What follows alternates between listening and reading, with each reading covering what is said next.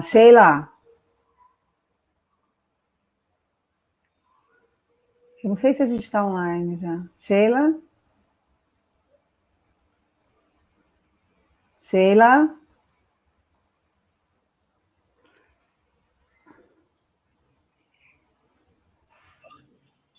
Ô, Tânia, a tua conexão está muito ruim. A minha tá falando para mim aqui. Eu escuto bem, Tânia. Agora falhou do Pedro. Me falhou. Acho que é a sua que está falhando. Gente, a gente está... Então pode ser a minha, talvez seja a minha aqui. Olha, a gente está online já, viu? Vamos... Gente entrando já para a gente poder começar, certo? Você não está me ouvindo bem, Pedro? Pedro, você está me ouvindo bem?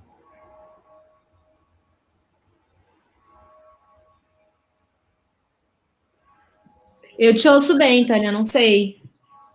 Eu também, estou ouvindo todo mundo bem. Bom, mais um minutinho aí para a gente dar o horário certinho. Já temos aqui 29 pessoas online, dando 18 horas agora.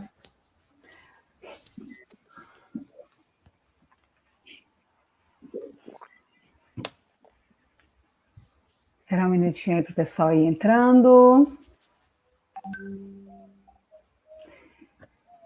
Então, 18 horas em ponto, vamos começar? O nosso... E Canarique saiu? Voltou. Canarique.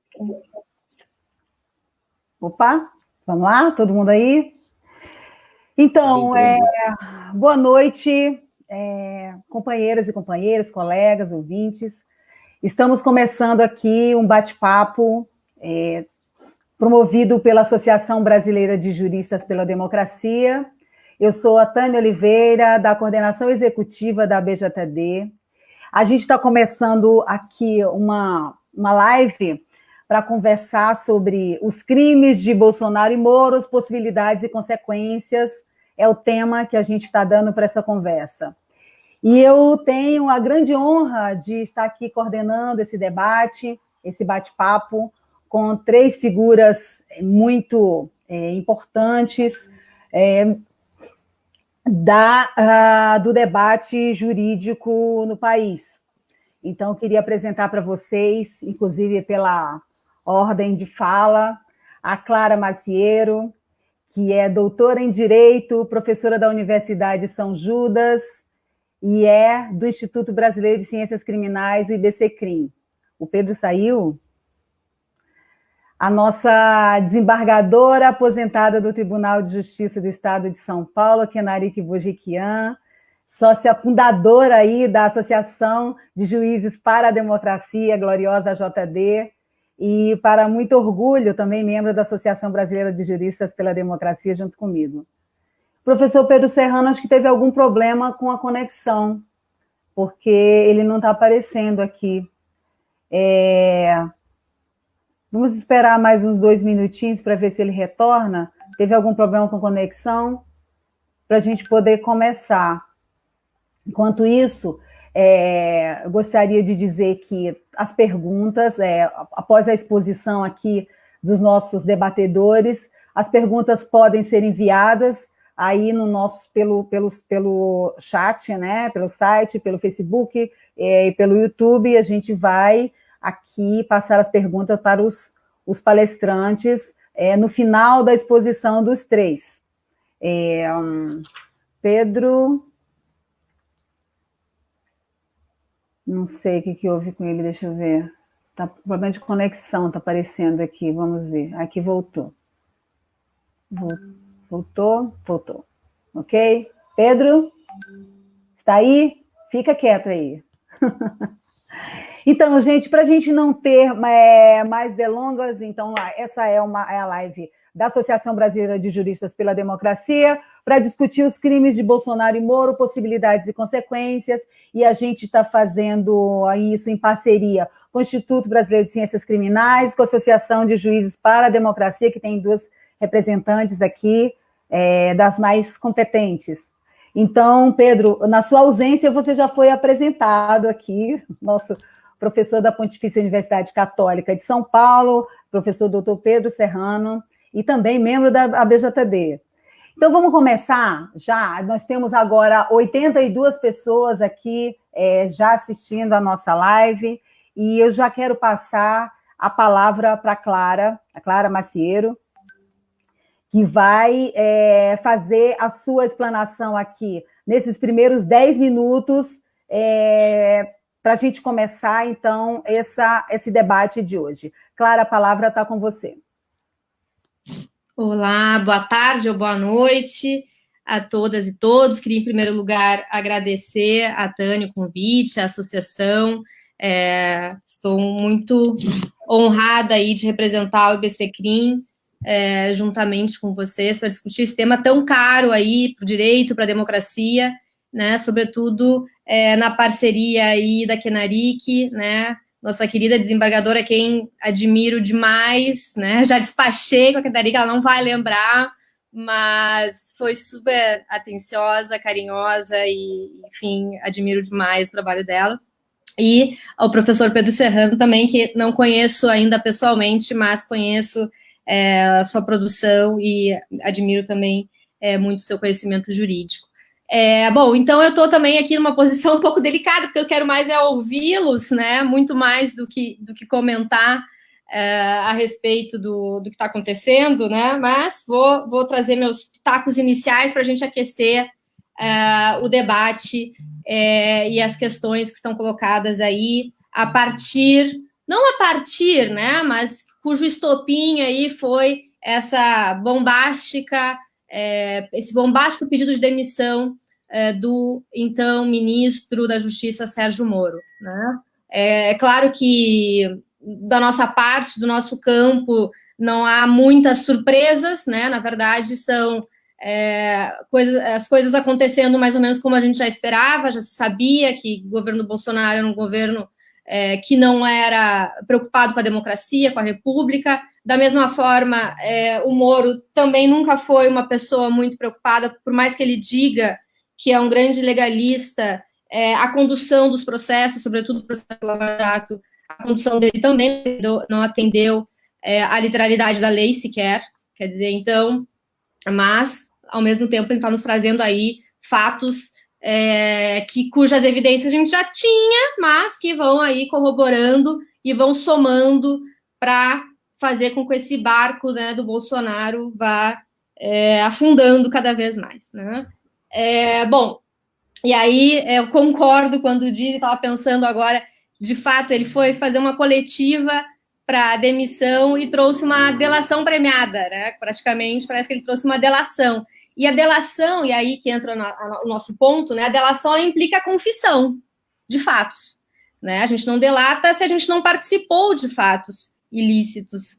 Então, e aí a grande questão, né? Quais teriam sido os crimes cometidos por Moro e por Bolsonaro, não só de agora, como de antes, desde a Vaza Jato, né? Desde as provas que também a gente teve conhecimento com a Vaza Jato e desde a própria condução, né? Fatos notórios que a gente acompanhou aí há muitos anos da condução do processo pelo, então, juiz Moro.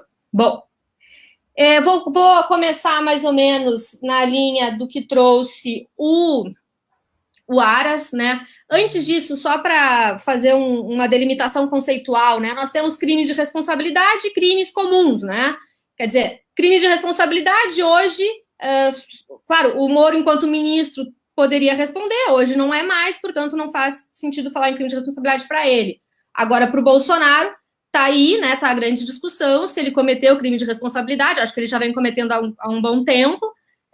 Crimes de responsabilidade que são infrações político-jurídicas, né, ou político-administrativas, né, cuja competência não é do judiciário, a competência de julgamento é do Senado, né, a partir de um trâmite inicial com a Câmara, enfim, com o Congresso, e vai contar muito aí um contexto de oportunidade política. Acho que juridicamente a gente já tem, não é de hoje, a gente já tem evidências de crimes de responsabilidade por parte do Bolsonaro, eu não vou entrar muito nesse tema, já fiz uma mesa também com o Zé Eduardo Cardoso, o ministro Zé Eduardo Cardoso, em que a gente discutiu isso antes da própria demissão do Moro, está até à disposição aí no site do IBC Crime. E também quero, né, acho que também o doutor Pedro Serrano vai falar, que a Naric vai falar sobre os crimes de responsabilidade do Bolsonaro.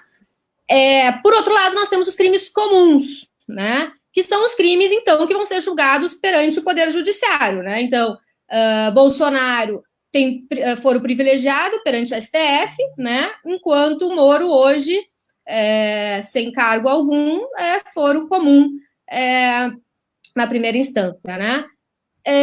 E ainda, quanto ao Bolsonaro, ele só responde por crimes comuns, neste momento, cometidos em razão do cargo, né? Então, crimes comuns que não têm relação com o exercício do cargo vão ficar em suspenso e só podem ser julgados quando terminar o mandato, né? Mas aí os crimes cometidos em função do cargo já podem ser iniciados desde já, e de fato estão sendo investigados já, né? Então, quem vai ter competência para julgar, como eu disse, os crimes comuns no exercício do cargo do Bolsonaro é o STF, o titular da ação penal será o Procurador-Geral da República, o Augusto Aras, né? Que já na própria sexta-feira apresentou um pedido de instauração de inquérito policial para apurar os fatos denunciados nessa demissão do Sérgio Moro, né? E quais crimes o Aras já aventou aí pela fala do Moro? Primeiro, os crimes que Bolsonaro teria praticado, né? Falsidade ideológica, né? No termo da exoneração do Valeixo, porque primeiro, o Moro não assume a assinatura, né? Diz que não assinou, e de fato não assinou, e já meio que consertaram, já emitiram novo diário, nova exoneração e tiraram a assinatura do Moro, botaram de outro ministro. Então, aí me parece que, bom, houve uma falsidade, deve ter havido uma falsidade ideológica, né? Além disso, na exoneração diz que foi a pedido, né? Que é algo também que não é confirmado pelo Moro. O Moro afirma que Valeixo não pediu para sair, não pediu para ser exonerado, então tem uma falsidade nesse termo, né, na utilização do a pedido. Depois, coação no curso do processo, né, tem algumas insinuações do Moro de que o Bolsonaro... Coação é difícil, né? Vamos lembrar que coação existe grave ameaça e violência, né, no curso de processo.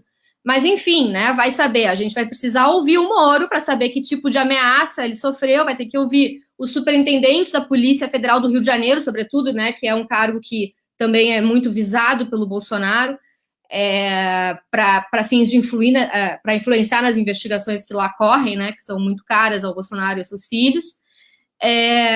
Vão ter que ser ouvidos, vai ter que ser apurado até que para entender o nível de coação, se é que houve, do Bolsonaro em cima dessas investigações, né, em cima dos processos que correm lá. Advocacia administrativa, sim, esse me parece mais claro, né, no sentido de que Bolsonaro ele está agindo, ele está querendo trocar, né, que é aquilo que o Moro fala, o motivo da troca do Valeixo seria para proteger interesses pessoais do Bolsonaro. Quer dizer, não é um interesse público pela troca do Valeixo, não há um interesse técnico, o que há é o desejo pessoal do Bolsonaro em ver aí seus filhos, né, na verdade, seus amigos inocentados e, por outro lado, os seus inimigos investigados, né, isso está muito claro, tanto pelo que o Moro disse, quanto pelo Bolsonaro disse, né, ele quer saber quem é o mandante da facada dele, quer dizer, sendo que já investigaram e não encontraram, mas ele não está satisfeito, ele quer achar esse inimigo aí de que ele depende para, né, manter esse discurso de ódio dele. Que mais? Aí, obstrução da justiça, claro, né, na verdade, obstrução da investigação, né, um crimezinho que tem lá na lei de organização criminosa, e aí sim, parece que também está bem claro aí. Ele mesmo fala, o Bolsonaro também admite que fez isso, né? Pediu para ouvir o Rony Lessa e depois quis saber o conteúdo do depoimento, quer dizer, ele está influenciando na investigação da PF, então, quer dizer, né, a interferência na PF é evidente, o que né? Provavelmente é crime de responsabilidade também por parte do Bolsonaro. E, por fim, o Aras não deixa escanteado, e aí eu vou encerrar porque já está fechando meus 10 minutos, não deixa de lado a possibilidade do Moro ter cometido o crime, que aí vai ser o inverso, que é, se ele não me provar todas essas acusações que ele está me trazendo, então o Moro comete denunciação caluniosa, né? Porque dar ensejo à abertura de inquérito policial, denunciando fatos que tu sabe que o outro seria inocente, é crime de denunciação caluniosa, né? Então tem denunciação caluniosa, eventualmente por parte do Moro, crime contra a honra, e aí se for crime contra a honra de presidente da República, pode cair lá na lei dos crimes contra a segurança nacional. Então, por hora, para esquentar, eu trago essa lista aí de crimes que foram os crimes que o Aras trouxe e que vão ser investigados e acho que, de fato, precisam urgentemente ser investigados. Ok. Obrigada, pessoal que está entrando agora. Nós já temos aqui 194 pessoas assistindo a nossa live. Eu não estou conseguindo ouvir. Acho que o seu microfone, Kenarik, tem que mexer no seu áudio. 197 pessoas agora assistindo a nossa live sobre os crimes de Bolsonaro e Moro, possibilidades e consequências.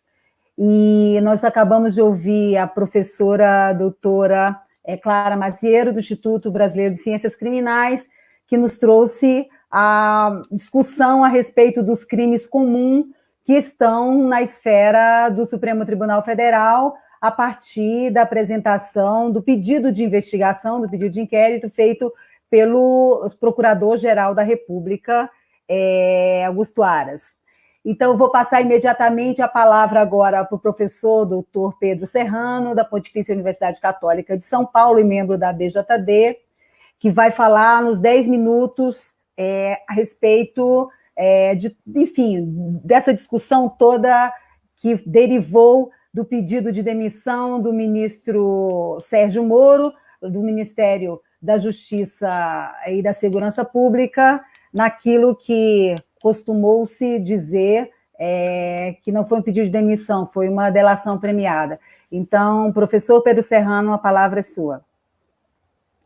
Bem, eu agradeço muito a possibilidade de estar aqui com vocês. Um prazer imenso estar aqui partilhando com a doutora Clara, a pessoa que tem muita desenvoltura nesse ambiente de direito penal, né? Eu não sou especialista na área. Me promoveram uma vez, falaram que eu era criminalista. O Juarez Tavares me pôs numa lista aí como criminalista. Falei, pô, Juarez, está me promovendo. A Tânia Kenarik, duas amigas queridas, né, muito qualificadas e, obviamente, sempre um prazer estar podendo dialogar. Claro, eu não sou um especialista em direito penal, mas eu acho que eu observei algumas questões que eu acho que precisam ser trazidas à baila aí no pano jurídico penal aí. O Bolsonaro ele usa um eufemismo de dizer na resposta dele a Moro que ele não implorou, é algo semelhante a implorou, ele fez um apelo ao ministro algumas vezes. É um eufemismo por quê? Se eu chego no meu neto e falo, olha, Tutu, o quarto tá sujo, eu não estou descrevendo o estado do quarto de limpeza, eu estou determinando a ele que limpe o quarto. Há sempre uma distinção entre enunciado e proposição, né? A ideia por trás do enunciado. Quando ele fala que ele apelou, ele implorou, ele está mudando, porque ele estava falando com os subordinados dele, ele está pressionando a agir. E aí ele fala de ter interferido em algumas investigações, ou tentado interferir em duas, e uma obteve resultado, que foi para o 04, uma gíria que já virou aí, não sei o nome do menino, mas é o 04, em favor do 04, ele mesmo declara que é em favor do 04, que é obter um depoimento de um major. O que me veio à cabeça nessa hora?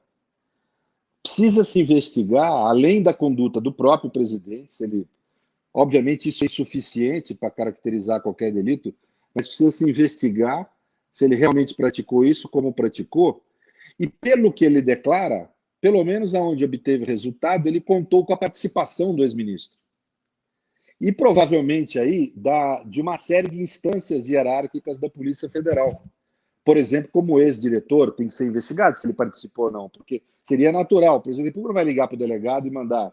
Existe uma né? E aí, como é um ato ilegal, todos que interferiram, em alguma medida, participaram da produção desse resultado. E também, quando ele tentou, o funcionário público, ao ter contato com uma conduta criminosa, não é que nem o cidadão, nós não precisamos denunciar qualquer crime que a gente veja e tenha contato. Mas o funcionário público é dever dele comunicar à autoridade quando ele, sob pena de ele cometer um ilícito, aí é você que vai classificar essa prevaricação, invocação de saber, sei lá o que diabo é isso, mas ele quando se omite... Condescendência criminosa, né? Condescendência criminosa. Uhum. Condescendência criminosa. Ou seja, ele ao deixar de denunciar a autoridade de um crime cometido, ele também cometeu um ilícito. Então, vamos dizer, o presidente Bolsonaro, ao confessar, eu acho que dá um abraço de afogado no Moro aí, precisa ser investigado isso, né? Ou seja, eu acho que ambos têm que ser investigados criminalmente.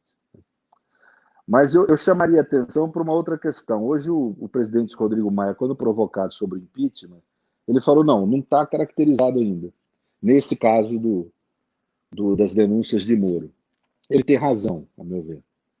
Eu tenho uma interpretação conservadora, restritiva, do que é o crime de responsabilidade. Acho, inclusive, que se a lei da década de 50, a lei que tipifica as condutas de impeachment, ela tem, no mínimo, que ser interpretada conforme a Constituição. Primeiro elemento, a Constituição não fala que qualquer ilegalidade, qualquer inconstitucionalidade caracteriza crime. Ela usa a expressão atentado. E isso não é uma palavra à toa, ela tem a ver com uma certa linhagem de interpretação do que é o presidencialismo democrático. Pra vocês terem uma ideia, um grande jurista, que eu admiro imensamente, já falecido, que foi um dos maiores juristas do mundo anglo-saxão, que é Ronald Dworkin, que é o inventor, não foi a esquerda brasileira que inventou, é o inventor da palavra golpe para designar impeachments inconstitucionais e abusivos, num artigo do fim da década de 90, que chama, publicado na revista The New Yorker, que chama exatamente a kind of coup, um tipo de golpe, né? Onde ele demonstra que o impeachment inconstitucional ele é uma forma de você usar da Constituição para subvertê-la. Né? Ele usa uma expressão muito interessante, que ele acha que o impeachment num presidencialismo constitucional é a mesma coisa que usar uma arma nuclear numa guerra. Só em situações de extrema emergência. Atenta a esse tipo de visão, que é muito comum no constitucionalismo do pós-guerra. A Constituição brasileira usa a expressão atentado. É um dos argumentos que eu utilizei para dar o parecer para a presidente Dilma, dizendo que era inconstitucional a pretensão, na época do seu impeachment, do seu impedimento, que acabou sendo consolidado. Pois eu acho que, portanto, nesse caso, o presidente da República caracterizar no plano jurídico esse atentado, ele precisaria ser considerado pelo parlamento, vamos dizer, como equivalente à conduta prevista no Código Penal, porque daí é uma conduta que é um atentado mesmo. É você utilizar do mandato para impelir os teus subordinados a cometerem crime em favor de um filho seu, de um parente seu. Isso é gravíssimo. Isso não é, eu sei que no Código Penal trata diferente essa conduta da corrupção. Para efeito do crime de responsabilidade, tem o mesmo peso de ilicitude, a prática da corrupção e essa conduta. Ou seja, é uma conduta gravíssima, caracteriza mesmo atentado. Mas precisa ser demonstrada. Hoje, nós não temos, a meu ver, base fática para poder promover um processo de impeachment. O que nós devemos exigir do parlamento é que ele exerça o seu papel de fiscalização e controle e investigue de forma pública e transparente, através de uma comissão parlamentar de inquérito, e isso o parlamento não pode se negar, porque não é direito dele, um caso de gravidade desse, é dever do parlamento atuar. Se o parlamento, isso não foi perguntado para o presidente da Câmara, deveria ser. Não se deve perguntar ele se ele deve ou não entrar com impeachment, deve se perguntar ele se ele vai ou não investigar. E isso é dever dele fazer. Senão vai ser uma omissão, além de inconstitucional, uma omissão institucional grave do parlamento. Ele vai estar coonestando com o eventual crime praticado, e ele não pode fazer isso. Ele pode deixar depois, mesmo caracterizando no plano jurídico o crime de responsabilidade, ele pode deixar de processar. Essa CPI, o objeto dela não é discutir impeachment ou não. Porque impeachment é um fenômeno jurídico-político, como falou bem a Clara, né? O que significa ser jurídico político? Ele tem um requisito jurídico. Para poder você abrir um processo de impeachment, tem que haver a caracterização do cometimento do crime de responsabilidade. Se não houver, é inconstitucional a abertura do processo, a condenação, como foi o caso de Dilma. E isso o Supremo errou ao não ingressar nesse debate, né? E tem um elemento político, que é diferente do processo penal comum. O parlamento, mesmo havendo a presença do crime de responsabilidade, ele pode, por conveniência e oportunidade, decidir por não processar o presidente. Por quê? Porque a Constituição assim o define. Por isso é que é uma infração política administrativa, tem um caráter jurídico-político, né? Então, na CPI não vai se discutir se vai pedir ou não o impeachment do presidente. Vai se exercer uma função primária do parlamento, que é a de fiscalização e controle. O parlamento não pode deixar de investigar. Então, acho que essa que é a questão posta para hoje. Segundo, porque, pelo que a Clara relatou, eu não tinha lido, Clara, o pedido do Procurador-Geral, para te falar, a minha área já me dá muito serviço para ficar metendo em direito penal. Mas aí, pelo que você relatou, parece que o Procurador-Geral limita a eventual conduta ilícita do ex-ministro Moro à denunciação caluniosa. Não é o que está posto nos fatos. Inclusive, quando ele declara que queria uma pensão, tem que esclarecer essa situação, no mínimo esclarecer. Porque também pensão pode ser uma pensão, que ele queria por lei, individual para ele. Creio que não teria como ser individual para ele, apesar do Brasil já ter dado pensões individuais na década de 90 para o Grande Otelo, por exemplo, né? Mas ali é porque Grande Otelo, no plano dos artistas, ele tinha uma situação específica, né? Diferenciada das dos outros artistas. O ministro da Justiça, eventualmente, ser vítima de um atentado, iguala a todos os ministros da Justiça. Por que o Moro, se ele morre, vítima do crime organizado, deve ter a família dele cuidada por uma pensão e outro futuro ministro não? Não tem sentido. Então, deveria ser uma lei que tratasse igual todos os ministros e previsse a possibilidade de, sendo morto no exercício da função, a família do ministro da Justiça teria direito a uma pensão. Tudo bem, por que o ministro Moro e o governo Bolsonaro se concordaram com isso que ele assumiu o cargo? Por que não apresentou o projeto até hoje? Isso precisa ser esclarecido. Se o mecanismo, o próprio ministro Moro esclareceu na mídia, não queria uma lei, por que não apresentou o projeto? Ele tem que esclarecer isso. Ele teve quase 2 anos para apresentar esse projeto.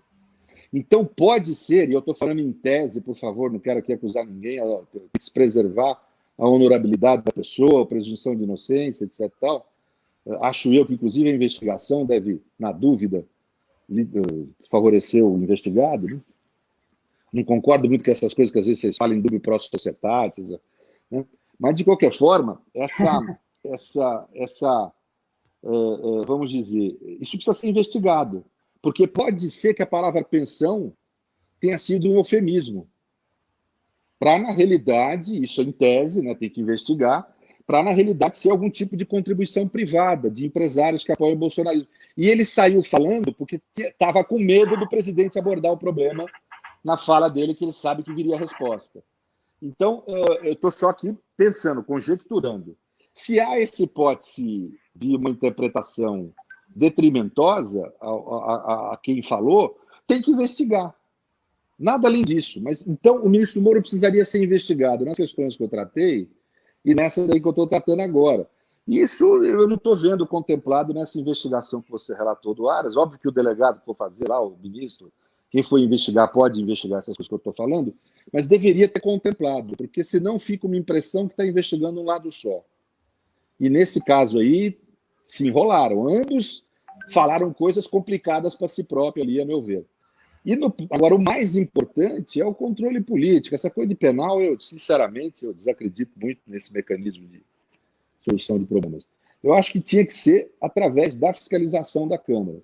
Há um imenso equívoco sendo novamente armado no país, que é o judiciário, eventualmente, hoje o Reinaldo Azevedo fala disso na coluna dele, eu tenho concordado muito com ele, hoje discordei, que é um imenso equívoco do judiciário determinar ao presidente da República o impedimento que ele nomeie aquele sujeito que ele quer para o cargo de delegado da Polícia Federal. Polícia Federal não tem autonomia administrativa, não tem ponto. É órgão de administração direta, é comandada por um cargo de confiança do presidente, cuja única restrição legal é escolher dentre os delegados de classe especial. É delegado, é de classe especial, pode ser nomeado.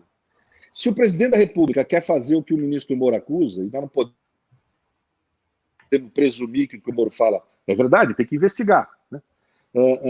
Quer usar da nomeação para interferir em favor de seus filhos, ele, presidente da República, tem que ser afastado do cargo, seja por um processo de crime comum, seja por um processo de impedimento. O que não tem sentido é manter um presidente da República sem exercício mínimo das funções de governo. Isso é menoscabar a soberania popular. Isso nós não podemos admitir, independente de quem é o presidente da República.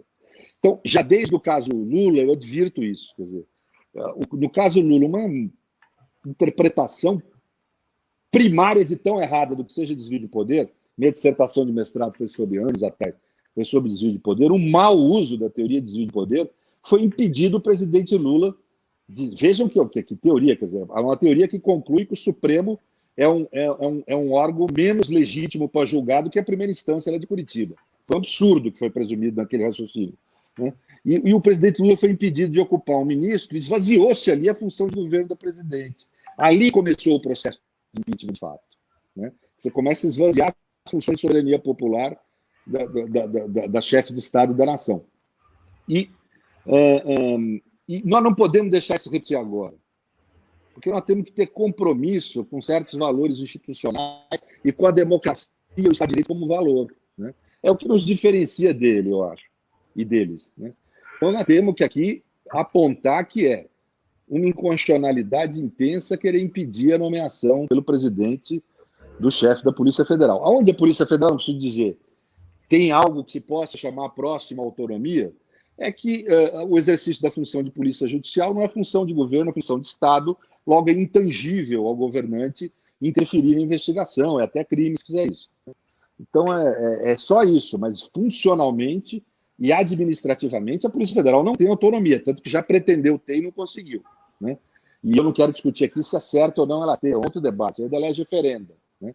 Mas na legislação hoje ela não tem autonomia e não pode haver critério além do fato de ser delegado de classe especial para a liberdade do presidente nomear a pessoa para o cargo. Então, são essas pequenas observações que eu tenho a fazer. Eu vou aqui mais ouvir, estou doido para ouvir a Kenarique aí, que é quem conhece também, brutalmente, como a Clara de Direito Penal, quero ouvir como é que faz para pegar esses caras.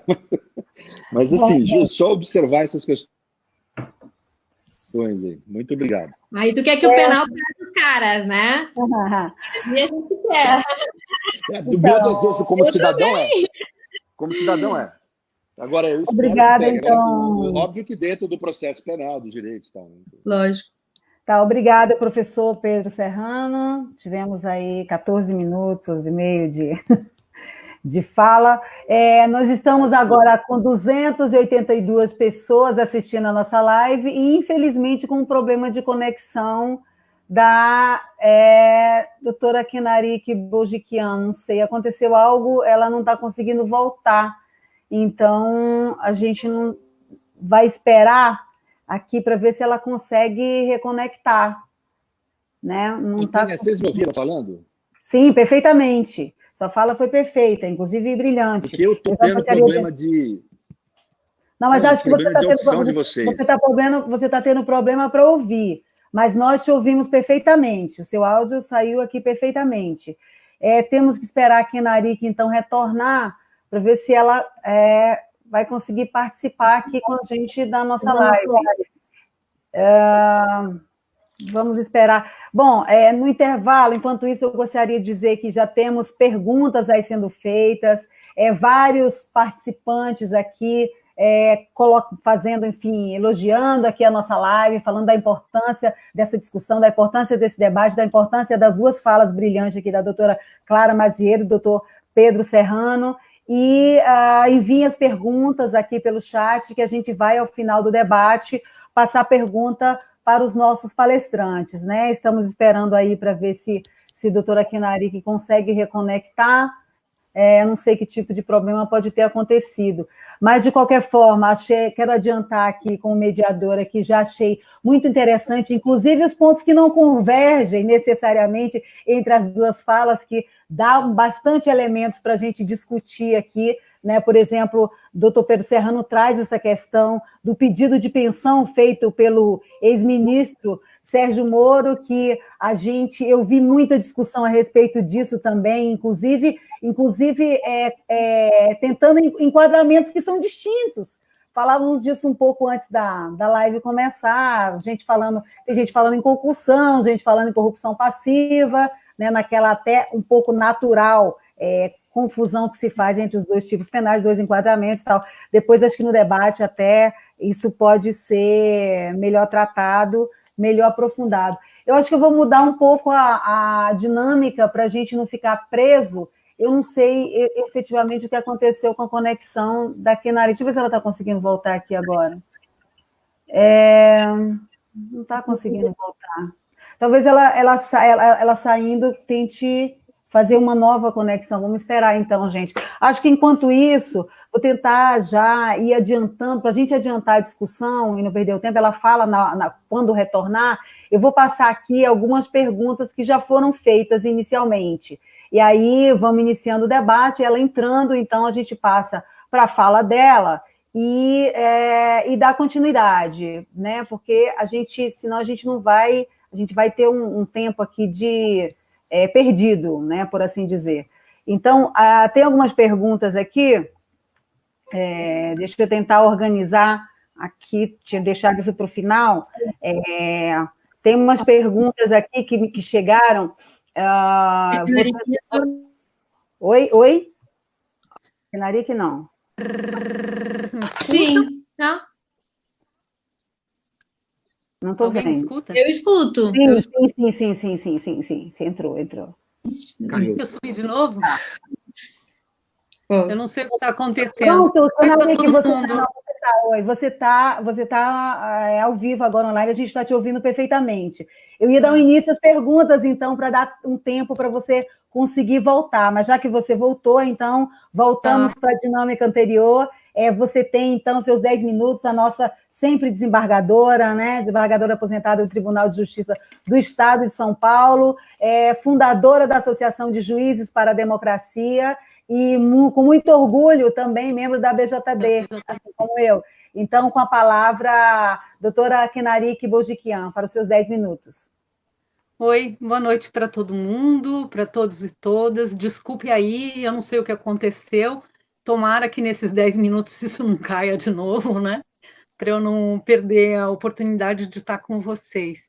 Então, eu acho que esses últimos dias, eles acabam sendo meio que uma bomba de tudo que já vem sendo plantado no Brasil, desde o golpe que tirou a presidenta Dilma, que tirou os votos que ela recebeu, né? Porque, na verdade, um golpe não é só exatamente contra a presidenta, mas em relação ao povo brasileiro.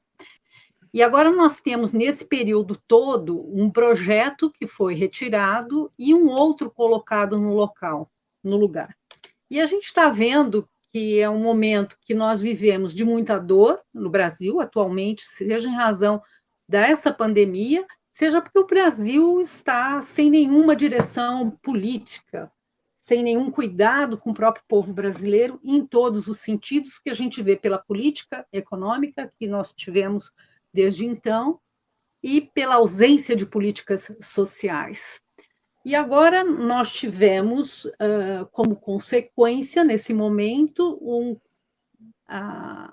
um foco muito grande, específico, de todos os crimes praticados aí durante um tempo, seja em relação ao Moro, seja em relação ao presidente, ao que está presidente, o Jair Bolsonaro.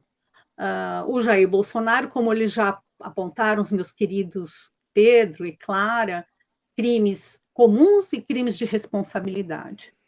E o Moro, crimes comuns. E ele quer dar a entender, o Sérgio Moro, como se ele fosse o grande ingênuo dessa história, o grande puritano dessa história. E os fatos mostram que ele está envolvido com isso até o último fio do cabelo, antes dele ser ministro. Tudo começa com um projeto pessoal do Moro, enquanto juiz, usando do cargo do juiz para um novo projeto, que é o projeto dele. Ele dá todas as condições para que o grande líder, o que estava à frente das pesquisas, o Lula, fosse afastado para que tivesse um outro projeto. Isso fica muito claro por toda a conduta que ele teve na Lava Jato, a conduta, inclusive criminosa, porque divulgou dados de conversa telefônica que teve com a presidenta Dilma, quando essas conversas sequer poderiam estar gravadas, porque já havia sido enterrado, suspenso naquele momento. Então, desde ali, então, a gente tem uma série de atos do Moro que mostram este comprometimento e a prática de crimes. E agora, como ministro, ele continua a praticar esses atos. Vejam, somente nesse episódio bem rápido aqui que foi revelado aqui nessas entrevistas, que foi confessado nessas entrevistas, e também foi confessado durante esse período de mais ou menos um ano no Ministério, né? Um ano e alguns meses. Não sei se todos se recordam, mas em relação ao caso dos hackers, o ministro Moro teve acesso ao que continha num inquérito que era sigiloso, que estava sob o comando da Polícia Federal em relação aos hackers. E como a gente sabe disso, que ele teve acesso? Ele mesmo falou, ele mesmo divulgou isso. Ele teve que conduta? Ele ligou para o ministro do STJ para dizer que iria mandar destruir o que havia em relação aos ministros citados. Portanto, o ministro Sérgio Moro, que denuncia agora o Jair Bolsonaro, teve exatamente a mesma conduta, acesso indevido a investigações sigilosas. Não é porque é ministro da Justiça é que tem acesso ao conteúdo das investigações. E ele teve e ele verbalizou para o ministro do STJ e para todos os outros. Isso é um caso público e notório, foi dito. Isso em relação aos hackers, né? Mas nós tivemos um outro episódio que diz que o próprio... qual era o episódio? O PSL e os laranjas, vocês não devem também estar se recordando, que o próprio ministro colocou nas redes sociais que nem a Polícia Federal, nem o Ministério Público viram algo contra o presidente Jair Bolsonaro. Ele deu essa informação dentro dessas redes sociais dele. Portanto, ele teve acesso. E o próprio presidente Jair Bolsonaro, sobre esse aspecto, ele vem e fala que recebeu do Moro e pediu para um advogado dele ler, porque ele estava sem tempo. Isso está textualmente transcrito pela imprensa. Ou seja, Moro, há algum tempo, estava tendo acesso indevido às investigações. Isso é um ato criminoso, assim como o Jair Bolsonaro pretendia agora ter acesso às outras investigações que ele e os familiares podem estar envolvidos, etc, etc. Então, nesse contexto, eu acho que todas as investigações que têm que ser feitas têm que ser em relação ao Jair Bolsonaro e ao Sérgio Moro. São os dois que praticaram esses atos que são indevidos, que são atos criminosos e que têm que ser apurados devidamente por quem de direito. Nesses termos, acho que é importante que o judiciário cumpra o seu papel de resguardar o Estado democrático de direito. O apreço do Sérgio Moro é tal pelo Estado democrático de direito que logo no começo, numa das primeiras entrevistas que ele deu para a Globo, era uma equipe de jornalistas, ele fala que o que atrapalhou a Lava Jato foi o Estado de Direito. Então, imaginam, o ministro da Justiça, que foi juiz, afirmar que o Estado do Direito atrapalha alguma coisa nesse país. Então, por aí a gente vê o que a gente já sabia, o que tínhamos, né, pelo acompanhamento da Lava Jato, de todas as mentiras e todas as falcatruas que ele praticou, e que continuou como ministro da Justiça, né? eu acho que o judiciário tem aí a oportunidade de se redimir e recolocar o seu papel. E ele deve fazer isso cumprindo com as suas obrigações constitucionais. Uma coisa é certa nesse processo todo: a eleição do Moro, desculpa, a eleição do Bolsonaro com a ajuda do Moro, retirando a grande personalidade que nós tínhamos, a grande liderança, né, que nós tínhamos, impossibilitando a candidatura, com a prisão, com a impossibilidade de dar entrevistas, etc., etc., teve um aval do judiciário. Então, eu acho que essa é a hora de se recompor. Em relação especificamente à eleição, nós todos sabemos do uso abusivo das fake news. Tivemos grandes matérias de jornal que revelaram isso, a Folha de São Paulo revelou, inclusive a jornalista sofreu um bullying cibernético em relação a essas revelações que ela fez por essa equipe toda dessa facção, dessa milícia digital. E aí eu acho que é preciso rever exatamente e voltar as coisas nos seus devidos lugares. O judiciário tem que atuar através do TSE nessas ações que discutem as fake news, os resultados eleitorais, e na área criminal, agora com essas questões todas que estão postas. É isso aí, gente. Eu tentei falar assim brevemente nos 10 minutos. Espero que eu tenha cumprido o tempo, porque eu acabei... 8h50, Kenari, perfeita. Muito obrigada, doutora Kenari, sempre um prazer ouvi-la, que brilhantismo, e fazendo um resgate muito importante, né?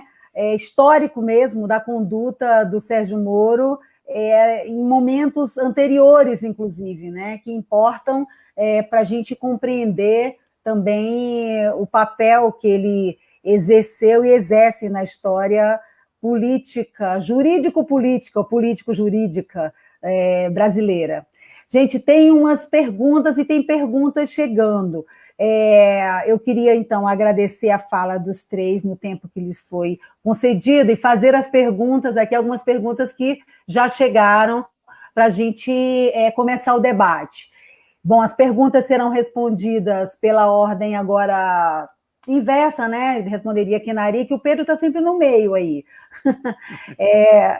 Kenari, professor Pedro Serrano, e por último, bom, seria a ordem nesse caso seria investida, então, por último, a Clara, né?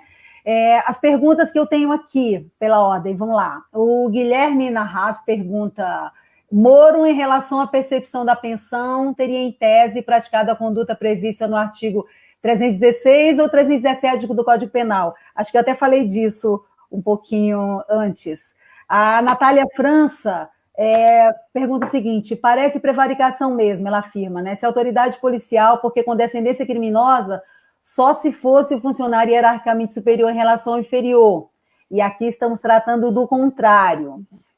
A Magda Barros Biavasque, nossa querida Magda Biavasque, também membro da BJD, também desembargadora aposentada, a querida Magda, pede para aprofundar a questão da pensão, que apareceu na discussão trazida pelo professor Pedro Serrano, em primeiro lugar. E o Darlan Ferreira coloca o seguinte: se os indícios apontados no pronunciamento do ex-ministro da Justiça seriam suficientes para cautelarmente afastar o presidente da República. Então, eu fiz as perguntas todas que chegaram, porque tem várias outras aqui para serem pontuadas, então, provavelmente, a gente vai entrar depois em outra rodada de perguntas e vamos tentar administrar o tempo nas respostas agora em 5 minutos, dependendo, enfim, de como vocês queiram responder, se escolhendo algumas perguntas ou tentar, de alguma forma, as perguntas, por exemplo, sobre a questão da pensão, elas se repetem em algumas perguntas, né? Qual é o tipo penal, enfim, e mais um aprofundamento aí de como o tema é trazido. Kenarik, você começa respondendo desta vez? Pode ser, pode ser. Olha, só mais um pouquinho, desculpa, falta de hábito mesmo. Eu queria dizer que nós estamos agora com 271 pessoas assistindo a live, já passamos aí em algum momento de 300 pessoas, está muito bacana aqui fazer esse bate-papo com bastante pessoas nos assistindo. Desculpa, Kenarik, a palavra é sua. Olha, eu acho que tem um grande conceito do direito penal, é que o que importa exatamente é o fato que tem que vir descrito, é disso que a pessoa eventualmente vai se defender ou não. A questão do tipo legal, a imputação específica, ela não tem tanta importância como a descrição do fato. Qual é o fato que foi narrado pelo próprio Moro, né? Foi o Moro que descreveu que ele fez uma exigência para assumir o cargo, um cargo que ele ainda não tinha, mas que ele iria vir a assumir se aceita aquela exigência. Ele diz com todas as letras: eu fiz uma exigência, não vou mais guardar esse segredo. Ele até fala, usa a expressão, segredo. Ora, se é um segredo, e ele coloca dessa forma, já há um indicativo claro que ele sabia que alguma coisa errada ele estava praticando. Porque se não é um segredo, se não é algo errado, se não é algo ilegal, se não é algo ilegítimo, por que precisa guardar em segredo? Como ele coloca, a palavra que ele usou foi segredo, né? E ele ia revelar nesse momento. Não sei porque ele revelou nesse momento específico, alguma coisa há de ter e nós vamos saber em breve, acredito. Eu creio que houve, então, a exigência é para si, como diz o artigo 316, ainda que fora da função ou antes de assumi-la, que é o caso dele. Foi antes de ele assumir o Ministério da Justiça que ele impôs essa exigência. Ele usa, inclusive, essa expressão, a única exigência. Eu tenho, para mim, que esses elementos do tipo penal estão plenamente configurados. Se vai bastar só a palavra dele para um afastamento cautelar, eu desconheço o afastamento cautelar, eu particularmente desconheço, talvez os demais possam dar um esclarecimento acerca dessa possibilidade. Eu não conheço esses afastamentos cautelares. O que eu sei, o que só me vem à cabeça são as possibilidades constitucionais, eu não vejo essa suspensão cautelar. Mas nós tivemos recentemente no Supremo uma decisão em relação ao Eduardo Cunha, que houve uma suspensão. Talvez, não sei, teria que refletir um pouco mais para quem fez aí essa pergunta, porque é algo muito grave você suspender um presidente da República, é algo que eu considero da maior gravidade, né? E eu não gosto das exceções criadas pelo próprio judiciário. Eu acho muito complicado que tenham caminhos assim, tão drásticos, né? Então, acho que em relação à pensão, existe a confissão do próprio, que houve essa exigência, e aí não é necessário obrigatoriamente que tenha tido esse resultado de efetivamente receber essa vantagem que foi solicitada, exigida, né, e que permaneceu em segredo. Bem, de qualquer forma, há indícios veementes da prática de crime, e o que importa nesse momento é que estes indícios sejam devidamente apurados. Da minha concepção é isso. Se alguém, meus companheiros aí de mesa virtual puderem complementar, ou a própria Tânia em relação a essa questão do afastamento cautelar. Eu sei que o Brasil está vivendo um momento muito ruim. Não sei qual é a alternativa que o próprio país vai encontrar. Se vai ser... Não sei o que vai ser, não sei qual vai ser, se vai ser impeachment, se vai ser uma decisão no TSE, se vai ser algum outro movimento que possa vir a acontecer, mas o fato é que o Brasil não consegue mais viver essa cefalia humana para o país até a próxima prevista eleição de 2022. Eu queria agradecer a todo mundo que está aqui ouvindo, que está aqui junto, perguntando, e eu estou vendo também alguns avisos. Queria dar um abraço especial para todo mundo da BJD, um beijo também para todo mundo. Muita gente da BJD assistindo a gente aqui, a turma está toda, temos 209, agora nesse momento, 299 pessoas assistindo a nossa live. Professora Clara, a palavra é sua. Oba, ainda bem que a Kenarique já nos esclareceu a concussão aí do Moro. Eu só tenho uma dúvida, que é até que ponto a pensão seria essa vantagem indevida que o tipo penal exige, né? Mas, de novo, a gente vai precisar entender esse pacto, né? O Moro é o primeiro, inclusive, né? Eu falei do IPL do Aras, que o Aras pediu a instauração, obviamente, pediu a instauração, a polícia vai instaurar e vai iniciar as investigações. Mas a primeira medida é a oitiva do Sérgio Moro, né? Então, ele já deu uma primeira diligência aí, então o Sérgio Moro vai ter que ser ouvido, ele vai ter que esclarecer essa questão de que acordo foi esse, que pacto foi esse, que tipo de pensão, a pensão que está para além do que qualquer beneficiário, a previdência, né, os seus dependentes teriam direito, ou uma pensão que ele queria ter direito porque ele contribuiu 22 anos como juiz, né, algo como... Não tem muito a ver, os 22 anos de contribuição vão ser computados, obviamente, agora para o regime geral, afinal de contas ele se exonerou.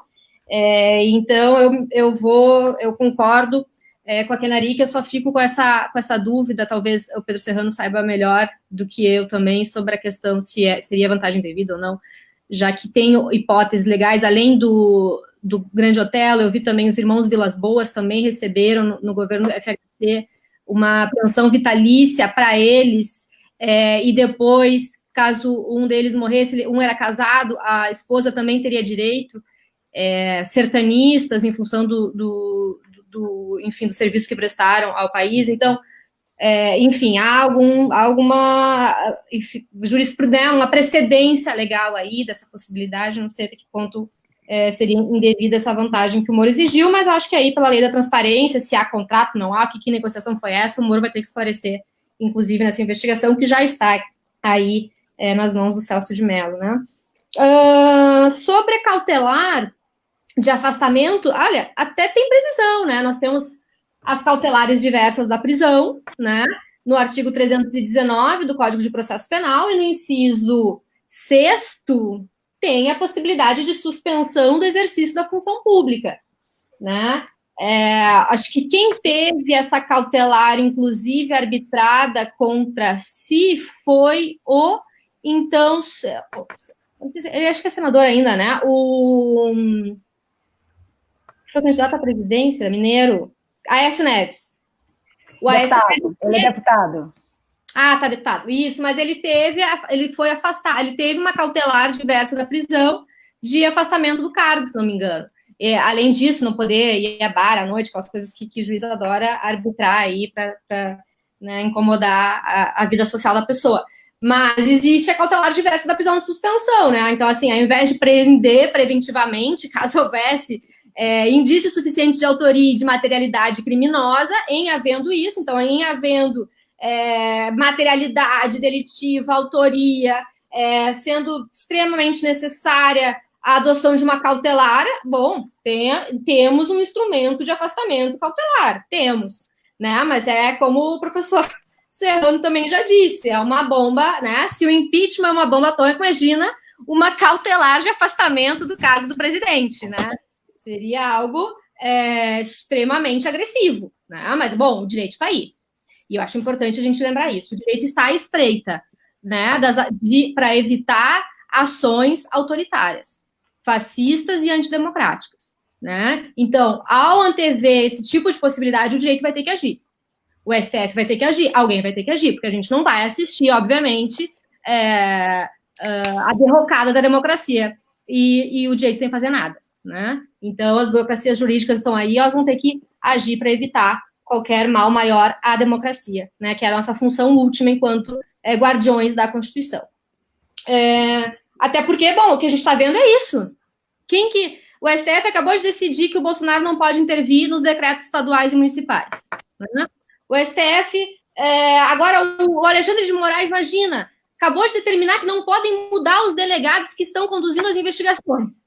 Quer dizer, né, estamos tentando, enfim, controlar o anencéfalo, né, como disse muito bem a doutora Kenarick, né, porque, bom, não dá, do meu ponto de vista, tem crime de responsabilidade, do meu ponto de vista, ele já deu, as ações dele são claras, no sentido de que ele é que ele tem apreço à ditadura militar, que ele não tem apreço à república, que ele não tem apreço à democracia, né? Ele vai fazer a manifestação em quartel-general e depois vem dizer no dia seguinte que defende a democracia é balela, né? O que vale são as ações, muito mais do que as palavras que ele fala. Então, do meu ponto de vista, acho que o judiciário está aí, tem que estar atento, e parece que é o que vai andar. Nós estamos na expectativa do IPL, né? Já que não tá se apresentando a oportunidade, a conjuntura política para um processo de impeachment ser né, desvelado, então vamos aguardar o IPL, né, o IPL vai conduzir a investigação e daqui a pouco faz aí o que está se falando aí de um mini impeachment e trazendo mais condições ainda para a condução política subsequente.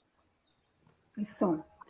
Obrigada, professora Clara. Passamos aqui há pouco para 314, grande audiência da nossa live, uma satisfação muito grande. A nossa live está tão assistida que entrou até um rapaz aqui escrevendo em caixa alta, chamado Matheus Braga, tentando fazer uma polêmica aqui no chat. Matheus, a BJD quer dizer para você que o debate aqui é democrático e você, inclusive, é muito bem-vindo se quiser formular perguntas para os palestrantes, eles estão aqui para responder, desde que não haja nenhum tipo de ofensa, e não precisa escrever em caixa alta, porque a gente consegue ler mesmo na letra normal, que todo mundo está escrevendo. Bom, passar a palavra, então, para o professor doutor Pedro Serrano, para suas considerações a respeito das perguntas formuladas. Bem, eu queria apontar algumas questões. A pergunta ou a questão que levanta a professora Kenarick, a partir da observação de que estava nos assistindo, ela tem uma resposta clara do ordenamento jurídico, a meu ver, eu divirjo um pouco. Essa cogitação de afastamento cautelar do presidente com base em lei ordinária não tem sentido jurídico. Quem configura o papel da soberania popular e a extensão dela na democracia constitucional é a própria Constituição. E essa extensão é delimitada exatamente pelas possibilidades de restrição à soberania popular que existem no sistema. Um dos mecanismos de restrição à soberania popular é o afastamento do presidente da República do cargo. Então, a lei ordinária não pode determinar aonde ou quando, em que, ou institutos que levem ao afastamento do presidente da República. Só a própria Constituição. E ela prevê claramente as hipóteses que ela chama, é um eufemismo da Constituição, suspensão do mandato. Não existe suspensão de mandato, perda parcial do mandato, digamos assim, né? Porque não se repõe depois. É a hipótese no crime comum cometido pelo presidente da República durante o transcurso do mandato, e no caso em que aceita a denúncia, ele fica por 6 meses suspenso do mandato, e impeachment, o impedimento, quando a Câmara aceita, vamos dizer, o processo contra o presidente da República, ou aceita a denúncia, né, e inicia o processo pelo Senado, nessa hipótese ele fica afastado 6 meses. Fora dessas hipóteses, não há possibilidade de se restringir a soberania popular, seja por decisão legislativa ou judicial, né? O judiciário não cumpre o seu papel de guardião da Constituição quando estabelece restrições à soberania popular por decisão originária do sistema. O papel do judiciário não é decidir de forma originária no sistema. Ele não inova a ordem jurídica. Só quem inova a ordem jurídica é o legislativo dentro dos limites da Constituição, que não é a Constituição também que inova o ordenamento jurídico. A Constituição funda o sistema jurídico, né? Portanto, é no ato de fundação do sistema jurídico é que você vai determinar quais os limites à soberania popular e não pode haver inovação. Nós achamos que isso é uma forma, não, mas tem que o presidente da República ter menos direito ao mandato e tal. A maioria dos países de presidencialismo constitucional não permite o presidente da República ser processado durante o transcurso do mandato. Os Estados Unidos nunca houve essa situação, nunca foi julgado pela Suprema Corte, mas a doutrina norte-americana, ela aponta claramente de que acredita que a Suprema Corte deveria decidir numa hipótese dessa por não permitir o presidente da República ser processado por crime comum, mesmo cometido durante o mandato, né, no exercício do mandato. Só depois de empichado, depois de impedido, é que ele poderia ser. Então, a Constituição brasileira é até exageradamente restritiva do mandato popular do presidente, permitindo que ele seja processado e afastado do cargo por crime comum durante o mandato. Mas é só essa hipótese, o Judiciário não pode querer ampliar isso, porque senão é uma vulneração intensa. Nós temos que entender isso. É uma vulneração intensa da soberania popular. E eu queria lembrar até uma questão que não é jurídica, é política. Temos que lembrar que os progressistas no Brasil só ascendem a espaços de poder pela soberania popular. Nós não temos aqui no Brasil parcela da elite iluminista. Essas coisas é coisa de europeu. Nós aqui no Brasil não temos isso. Nossa elite é uma coisa ensandecida de tão reacionária que era, nem conservadora. Então, portanto, eu queria observar essas questões, né? A questão do... Oi, Pedro. Posso só fazer um complemento? Então, na verdade, você também está concordando, você está explicando com mais letras, dizendo que essa cautelar não existe. O que existe, eu acho que nem todo mundo está com acesso fácil aí na mão da Constituição, existe a suspensão, mas ela não tem essa cautelaridade que a gente encontra no processo penal. Como regra nos nossos processos, não porque eu não sou mais juíza criminal, eu sempre ainda falo.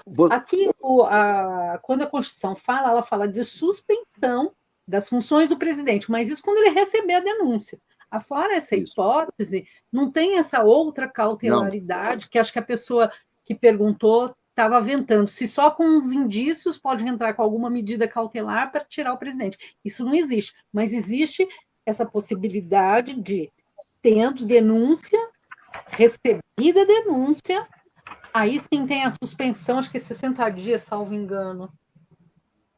É 180 do crime de responsabilidade, o comum é 90. Para julgar. Bom, então, só para a pessoa que perguntou, o que existe é a suspensão, essa sim vale, essa está na Constituição. E fico feliz que você tenha dado toda essa justificativa, Pedro. Obrigada. O que eu trouxe é que o Código de Processo Penal ele traz a previsão de uma cautelar diversa da prisão no CPP com aplicação geral, né? Então, assim, a gente pode, então, interpretar que o CPP para presidente da República, essa possibilidade não se aplica. Isso. Sim, é exatamente isso. Pedro, tem que haver uma interpretação conforme a Constituição, né? Isso, teve aí no meio do seu prazo, você tem mais 2 minutos para concluir a tua fala, aquela, dos 5 minutos, das respostas. A questão da pensão tem que tomar cuidado com isso, porque pode ser um eufemismo. Pode ser dada como, na realidade, receber forma de contribuição de particulares, né? E por que eu falo que pode ser um eufemismo? Porque se você admitir que é possível haver pensão para ministro da Justiça morto em exercício da função, acho até que seria possível e desejar isso. Não para ele, Moro, mas para qualquer ministro. Tem uma questão a ser posta. Por que esse projeto de lei não foi apresentado, então? Ele tem que esclarecer, eu não estou dizendo que ele cometeu crime, ele tem que esclarecer. Ele tem que vir dizer. Não apresentou porque o Bolsonaro já começou a me esfaquear. Aí, pronto, explicou, sei lá, mas ele tem que dar uma explicação. E tem que se investigar os fatos, quebrar sigilo, etc., para verificar o que aconteceu de fato. Porque o uso de eufemismos é comum nesse tipo de situação, né? Então, eu só queria alertar isso e lembrar que leis que têm efeito individual é possível existir no sistema. Eu tratei disso no meu mestrado, há década atrás, mais décadas. Mas é possível existir no sistema leis individuais, mas ela é analisada como, vamos dizer, ato administrativo, ou seja, ela tem que ter motivos e os motivos têm que ser compatíveis com o conteúdo do ato. E tem que ser isonômica, né? Ou seja, tem que ter uma razão de ordem lógica que justifica a diferenciação daquela pessoa. No caso do ministro Moro, a pensão, não haveria razão de ordem lógica, porque deveria ser para qualquer ministro da Justiça. Por que o Moro ser assassinado no exercício da função pelo crime organizado ele tem direito à pensão por família dele, e o próximo ministro não. Não tem razão, né?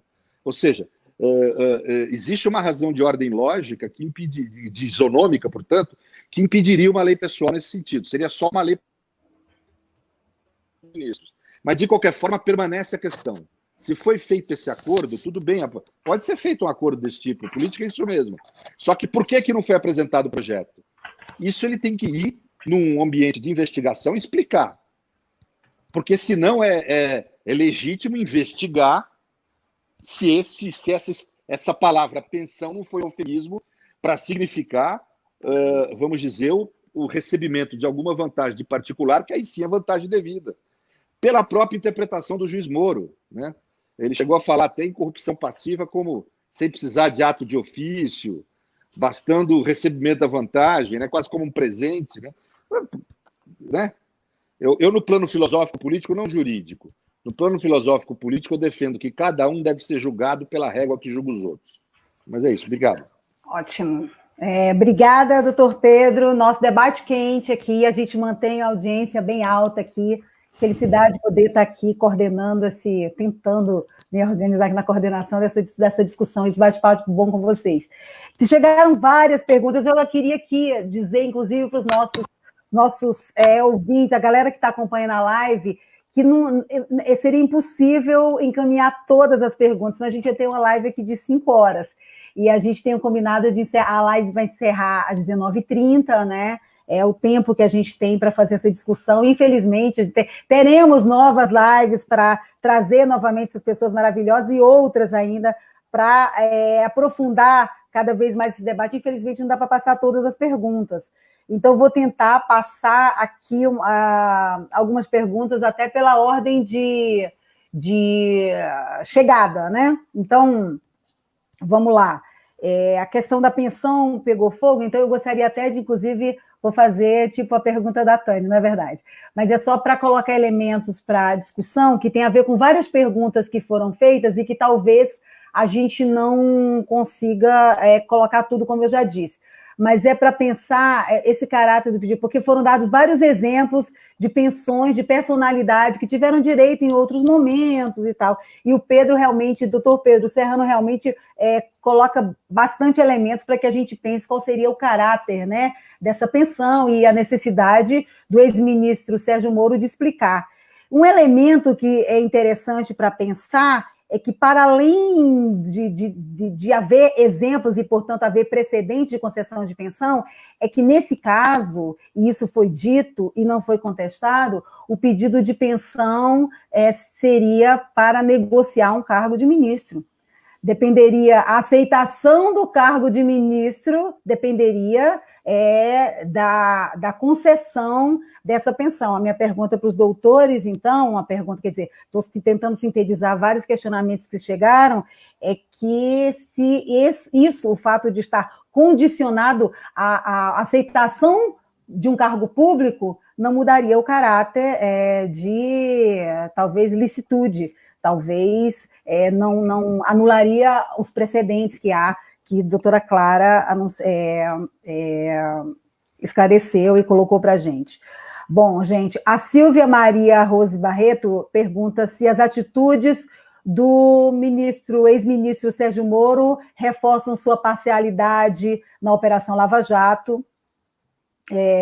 O José Eduardo Silva pergunta como vocês analisam o impacto nas eleições futuras sobre esse caso atual, tendo Moro e Bolsonaro como candidatos, se antecipou bastante. O Sandro Cabral, ele pergunta, isso aqui, de certa forma, já foi respondido, né? O STF pode pedir afastamento do presidente ou somente a Câmara, né? Se for crime comum, sendo aceita a denúncia, também com autorização da Câmara, tem o afastamento do presidente da República, e eles, quando discutiram esse processo de cautelares, esclareceram, falaram disso. O Ismael Carvalho pergunta se as conversas de WhatsApp podem ser consideradas provas.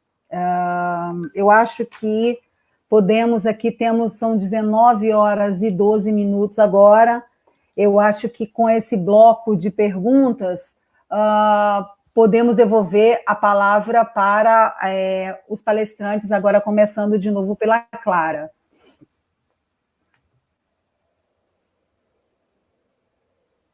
Acho que a Kenarik está falando alguma coisa. Está tentando falar, Kenarik? Kenarik, não dá para ouvir.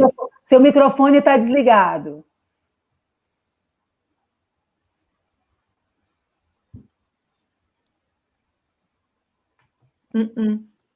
Não é o microfone. O microfone dela está ligado, tá bloqueando alguma coisa. Verifica o seu microfone. Às vezes não está autorizado o microfone. Não, aqui está ok. Está parecendo ok o microfone dela. É alguma coisa na conexão. Bom, Clara, acho que você pode começar. A gente vai tentando resolver o problema dela aqui. Qual foi a primeira pergunta? Só a única que eu não peguei. É Moro versus Bolsonaro? Conversa de WhatsApp? Vamos lá. Por onde começou aqui? Se as atitudes do Moro reforçam sua parcialidade durante a Operação Lava Jato, sim, o impacto nas eleições, o pedido de afastamento, que a filha já foi, e sobre as conversas de WhatsApp. Perfeito. E eu fiz um ajuntamento aí dos diversos questionamentos que surgiram a partir do debate que vocês fizeram sobre a pensão, você e o professor Pedro Serrano, colocando a questão de que se a concessão da pensão viria como contrapartida à aceitação de um cargo público, se isso não muda o caráter e a percepção que possa se ter sobre ela, sobre a ótica, obviamente, do direito penal. Bom, entendi teu ponto. Tá, entendi o ponto. De novo, eu vou precisar entender que tipo de pensão é essa requerida, valor, a título de quê. Eu, de fato, não sei se daqui a pouco não é uma ignorância do Moro de não saber os seus direitos enquanto beneficiário de previdência, né? Então, aí eu vou para saber se é vantagem indevida ou não. Quanto a eleições, Moro e Bolsonaro, nossa, acho que tem muita água para rolar, né? Eu acho que Bolsonaro provavelmente vai ser carta fora do baralho, se empichado, e acredito que essa deva ser a melhor solução jurídica e política para o país. E aí, bom, aí Moro vai ter que, né, ser testado aí como um candidato. Ele não é um político, nitidamente, ele por mais que ele tenha pautado a sua atuação jurídica por sentimentos pessoais e alguma aspiração política, tenho dúvida da sua qualidade enquanto um sujeito político, um sujeito capaz, né, de aguentar aí uma campanha. Mas, enfim, acho que essa conjuntura é difícil de prever. Eu só gostaria realmente que a minha previsão fosse que não vai ser Moro versus Bolsonaro, pode ser Moro versus outra pessoa, porque, para mim, Bolsonaro vai ser carta fora do baralho aí, nas eleições, nas próximas. E, bom, conversa de WhatsApp pode ser prova, sim, né? Inclusive, gravação pode ser prova, né? Sobretudo utilizando para se defender, né? E já que ele está na mira, o Moro está na mira, ele pode sofrer denunciação caluniosa, ele pode sofrer concussão, corrupção passiva, enfim, ele está na mira, ele vai usar todas as provas que ele puder e vão ser consideradas listas, evidentemente. Inclusive, é lícito gravar conversa, é lícito mostrar conversa, desde que tu seja um interlocutor, né? O que não pode fazer é o que ele fez, que é não ser um interlocutor, então ele interceptar conversas com autorização judicial vencida e, pior, violar o sigilo e violar e divulgar informações sigilosas para a imprensa, né? Então, isso de fato não poderia. Agora, ele, enquanto interlocutor, tem toda a licitude aí da prova. Acho que são essas as perguntas, né? Sim. Professor Pedro Serrano. Eu não me sinto muito à vontade para responder. A Clara e a Kenarik são duas das maiores criminalistas que nós temos no país, ultra competentes e eruditas nisso. Não, eu me sinto à vontade. Um negócio que o constitucionalista é um excelente penalista, é por isso que o Juarez te disse isso, porque todo constitucionalista é evidente, porque o penal ele é dependente num nível do constitucional que não tem como, não se sustenta sem constitucional. Tá? Mas é que o constitucionalista é o cara que não sabe nada de tudo, sabe? Você palpita de direito de família, direito penal, Ou mas na realidade você não sabe nada de tudo. Ou sabe muito de Não, tudo. imagine. Então eu não fico muito à vontade. E também na questão política, como é que vai ser a eleição? Se tem um troço que eu não devo ser ouvido, é nisso. Eu concorri, sabe, Tânia, 18 vezes no movimento estudantil, perdi 16. Ou seja, eu não sou propriamente o cara abalizado para falar dessas coisas. Eu só esclareci um elemento na coisa da pensão, aí está na minha área, que é o direito constitucional administrativo, que leis individuais têm que ter por base uma justificação de ordem lógica para não ferir a isonomia. E que daí resta uma pergunta, me parece. É mais detetive amador do que ali. Resta uma pergunta, me parece. Por que não apresentou o projeto de lei? Se era pensão mesmo, por que não apresentou o projeto de lei? Né? Se é pensão, se é legítimo, se é defensável, por que não apresentou? Essa é uma questão que eu acho que precisaria ser esclarecida, mas eu falo mais como detetive aí, a Kenarique aqui e a Clara que podem esclarecer os aspectos penais. Detetive. Então vamos à doutora Kenarique para esclarecer os aspectos penais das perguntas. Kenarique, você teve alguns problemas de conexão, você conseguiu ouvir as perguntas ou precisa que reitere? Como é que está o seu áudio? Fala para a gente. A gente não está te ouvindo. Kenarique, não estamos ouvindo, Kenarique. Não estamos ouvindo. Deixa eu tentar ver o que... Dá um murro no computador, às vezes para mim funciona. Chacoalha o computador, às vezes funciona. Ela está no celular, Pedro. Não dá para jogar o celular. Eu fiz uma hora pifou aqui, Você colocou o fone, por acaso, em algum momento e tirou? Não. Não está. O áudio tá aqui, o áudio parece normal para a gente, mas a gente não consegue ouvi-la. Não estamos te ouvindo.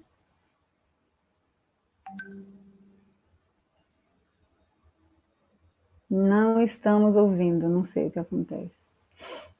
Vamos ver aqui.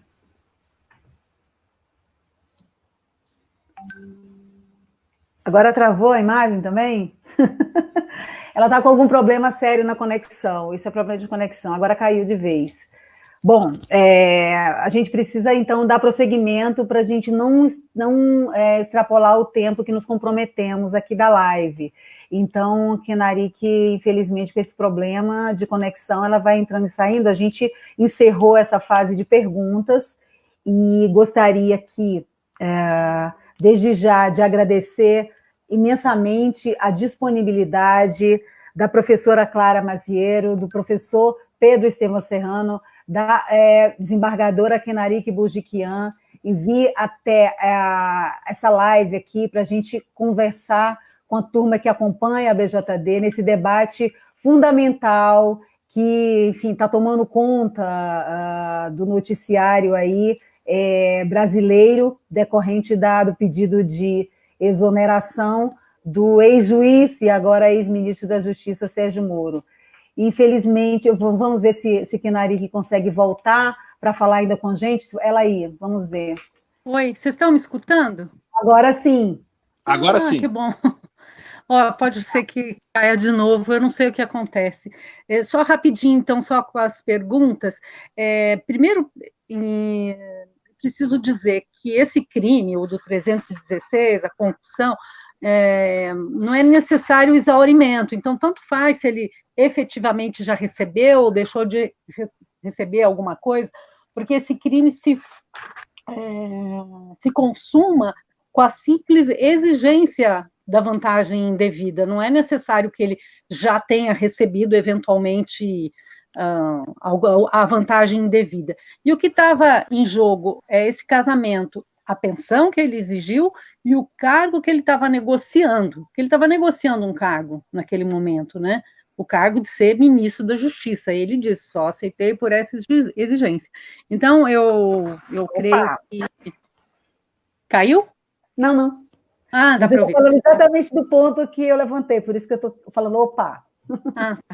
Então, acho que nós precisamos ter, para todo mundo claro, é isso, não é preciso que ele tenha efetivamente. A exigência em si é que se dá, na exigência, se dá o exaurimento, se dá a consumação do crime. Bem, em relação às atitudes do Moro, é claro que a só aceitação, a negociação do cargo de ministro enquanto juiz, depois de ele ter aberto, preparado o caminho para afastar o que era a pessoa, que era o Lula, que tinha maior condição de voto, tudo que ele fez durante a Lava Jato, o que ficou muito mais claro depois, com as revelações do Intercept e outros veículos de comunicação, é que ele estava efetivamente não na posição de juiz, né? Ele estava numa outra posição de fazer ali, usando o judiciário, o processo, para os seus fins pessoais, no que ele acreditava, no que ele achava correto, não importa. Eu acho que, então, a gente precisa ter em conta que ela se consuma claramente para as pessoas em geral, é quando ele assume e negocia esse cargo de juiz, confirmando toda a parcialidade com qual ele exerceu a jurisdição. Eu acho que é certo que mensagens de WhatsApp, evidentemente que serão consideradas. Hoje em dia se usa demais isso como prova em todos os processos, em vara de família, etc., etc., etc., nas relações civis, em todos os processos, isso é um mecanismo, né? A gente está usando muito e, de fato, pode ser utilizado como prova, sim. Há um impacto, é claro que há um impacto de tudo isso que está acontecendo no futuro do Brasil, né? Está colocando de forma muito mais clara, com muito mais foco, as pessoas que estão conduzindo, entre aspas, que na verdade não tem condução nenhuma, uma cefalia nós temos, né? E isso tudo vai ser avaliado pelo povo brasileiro, que está sofrendo já nesse período de 1 ano e tanto consequências seríssimas.